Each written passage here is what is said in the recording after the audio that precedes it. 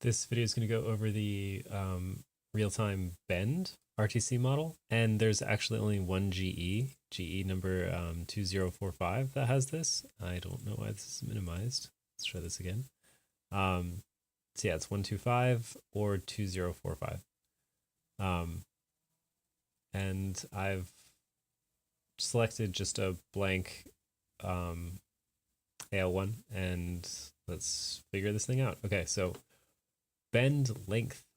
We're going to go over to that bend section, move this parameter, and that's the note value. So when I hit a note, it automatically bends, and if I increase this, it increases the note size. Let's go with like half note.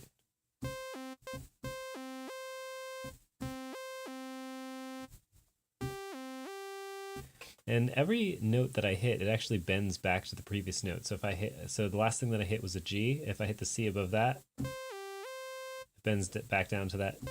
You can hear that.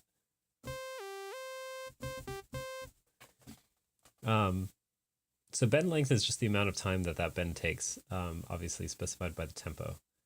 So if we speed up the tempo, it goes a lot faster. I'll just go back down to 120. Bend amount. Let's figure out what this thing does. So right now the amount is on the previous note. And so it'll just bend to whatever previous note that I hit, as I just demonstrated. But we could change that and make it bend next note plus 1. Let's see what that does.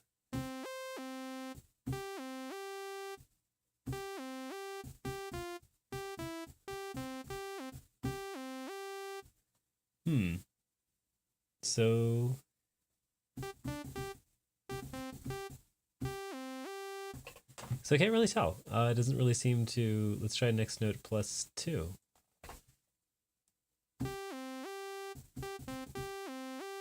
Sounds the same.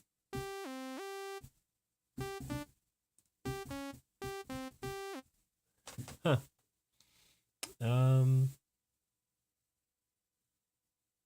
Yeah, I'm not sure what that does. Let's see if bend range and semitones. Maybe.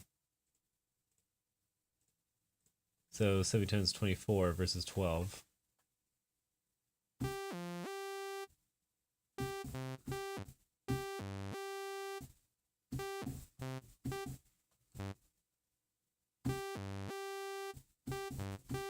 So that one is actually bending 24 semitones.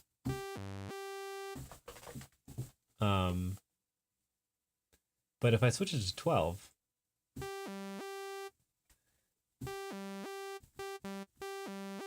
oh, it is still bending 12.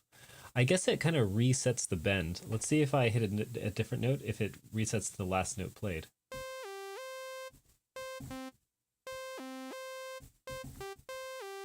Yeah, it does reset to the last note played. But when I click this, it'll just start bending that 24 or 12. And so that's just changing the maximum range is my guess.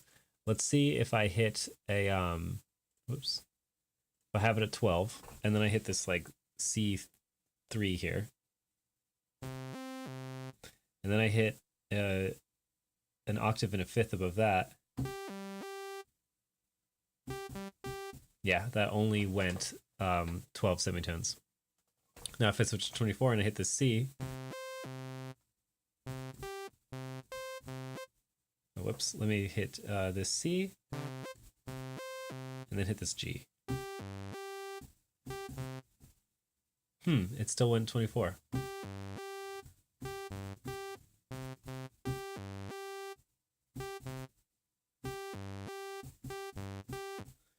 Odd.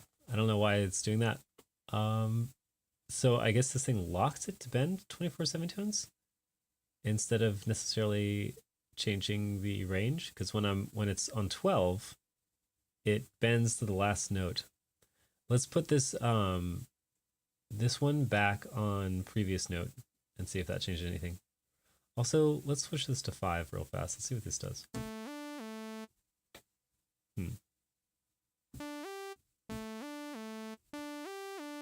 So this, when it's changed, bends a specified amount no matter what. What happens if I go below? Wow, you get all sorts of random things here. So this one will bend down no matter which note that I press. But if it's on previous note, it'll bend to the previous note. So again, I'm going to try that 24. And let's see, I'm going to hit this C3 and then hit the G above that.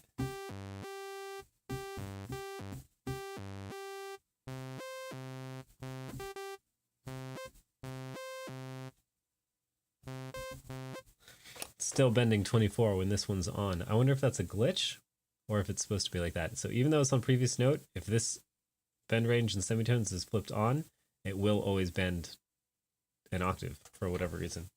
And is it always an octave up? Let's check.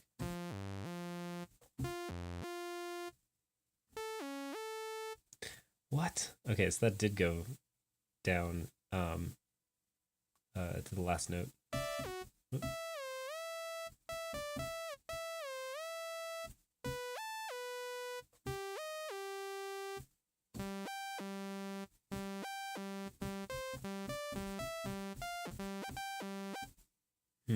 Why is it 2 octaves sometimes, and why is it to the last note sometimes? I don't know. It's kind of frustrating, but whatever. All right, let's check. See, bend amount. We'll just keep that on previous note. So we're through all 4 of these. Bend shape. Get all bent out of shape. So we have shape is bend down here. So that's just a single bend. And then hammer is like that kind of like hammer on, hammer off effect. Hammer bend. What? It does the hammer first and then the bend. Weird. Let's just keep it on hammer.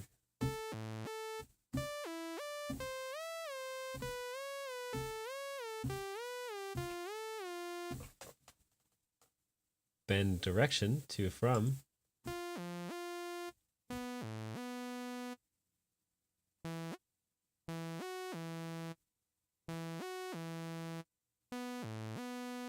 Okay, I'm a little confused about what this is doing. So if I hit this,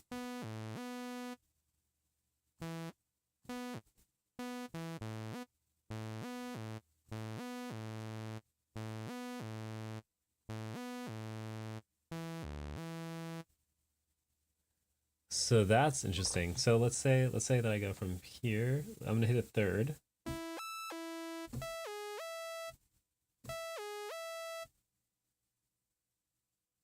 So that's okay. That's a little weird. So I think this is then it has that +4 semitones interval, but it's as if it's starting from the last note that I played, instead of going to the last note that I played.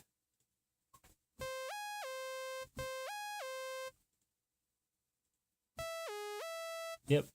And to from is actually an excellent description for that. So instead of going to the last note I played, like bending to it and then going back, it's starting from it and then going back to it.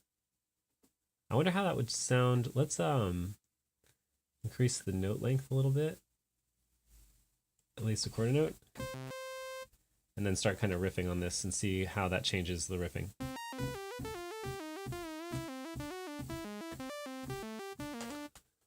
Let's see if I did this, how much different that sounds.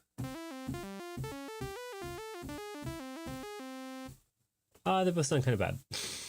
But let's leave it on. I think it's more intuitive from going from the note you started on to the note that you want to go to. So not from, but to.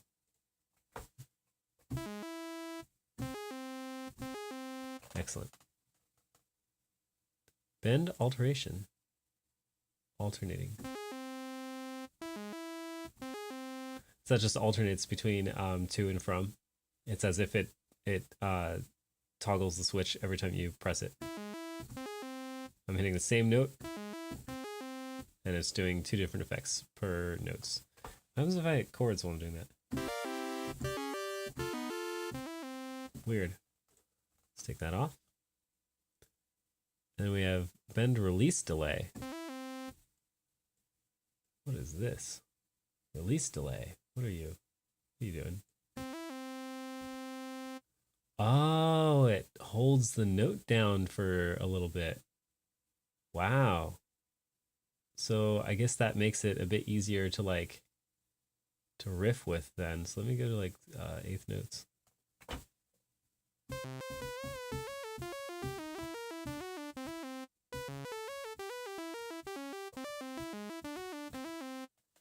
Huh. What if the release delay is shorter? 16th notes. Nope, I definitely like them faster. I mean, as I'm slower. Even slower than that.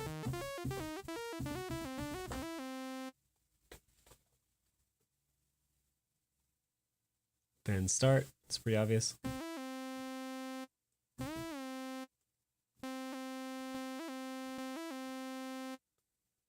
And let's turn the release delay a little bit down.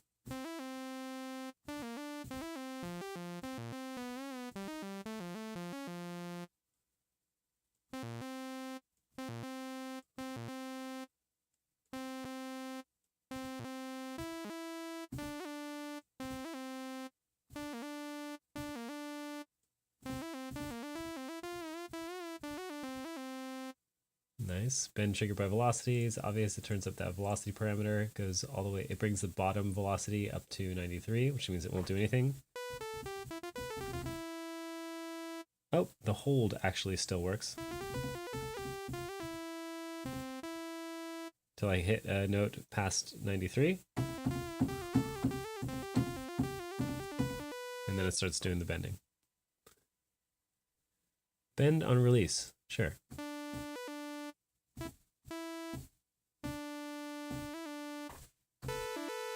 Oops.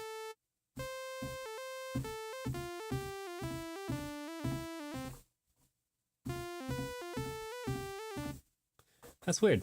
Super weird.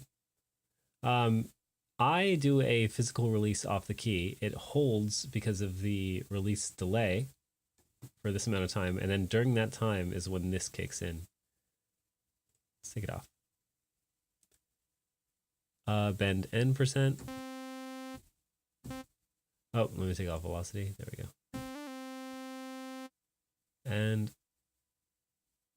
I think I want that delay like a little bit shorter.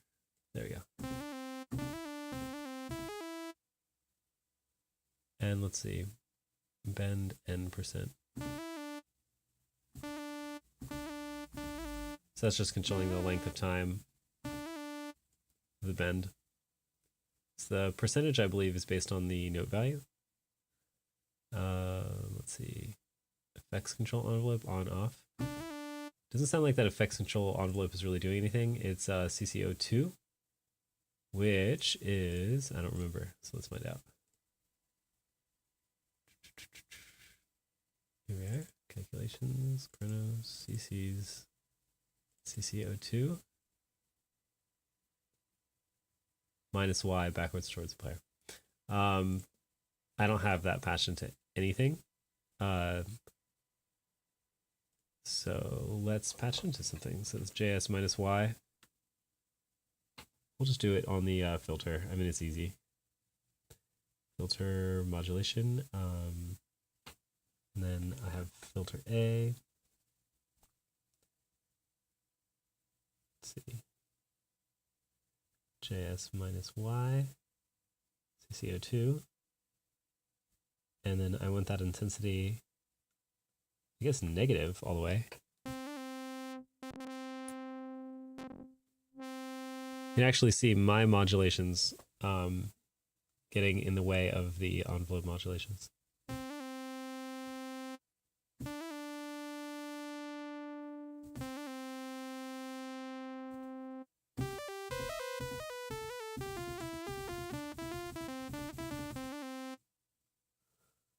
I want the bend start to actually be a bit faster. Whoops.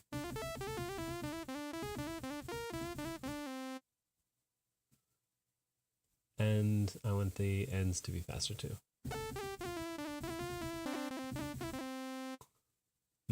Doesn't sound very good.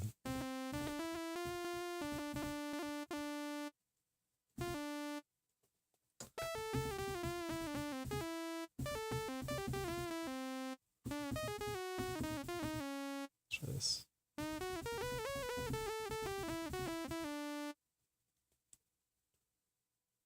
Let's see, bend n%, bend start%.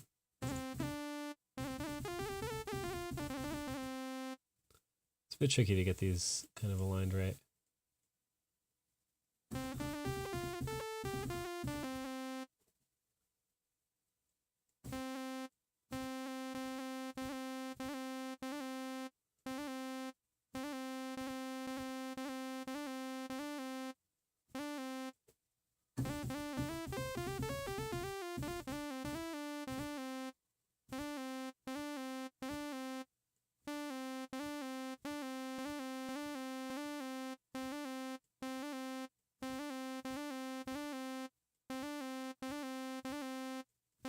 There we go.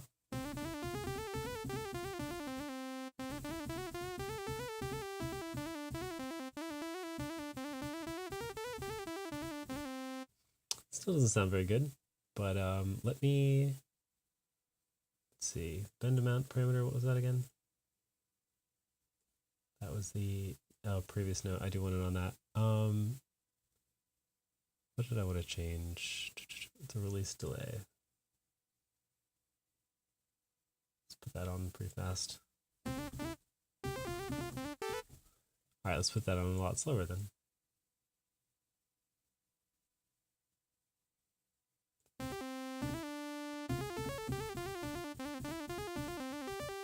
That's about where I had it anyway, but that sounds good. Of course, we could have the effect envelope off. Turn it on. Effects control envelope timescale. Let's see what that does. Go to envelope, effect timescale, which is turning this number from 5 to 1. Just makes it a lot faster. I believe that's time in seconds. Let me highlight it. Specifies the overall amount of time an experiment will take. And it sets its maximum value. So it's not by the riff length. I think this is by settings. Seconds. Pretty sure. I mean, it seems like it takes about 5 seconds to me. Let's see. Okay, so we've covered all the buttons now, and the last parameter is this bend smooth step. Bend smooth or step. Let's go bend. So we have rate in milliseconds, but then when we turn this up, it turns rate off. And then it has a step mode. Weird.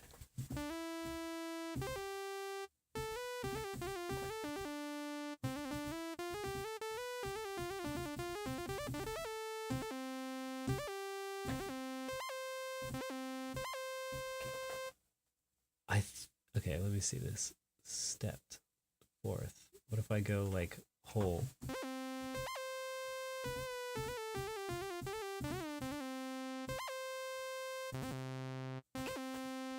Let's change the amount. It's already at 24.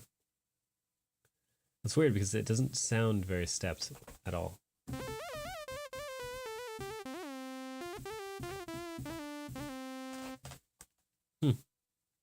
Oh well. Not sure what that last parameter does, but this was basically the general overview. You get to see a lot into the GE, and that's it for this one. The last one is just the 2 wave sequencing ones. Pretty excited.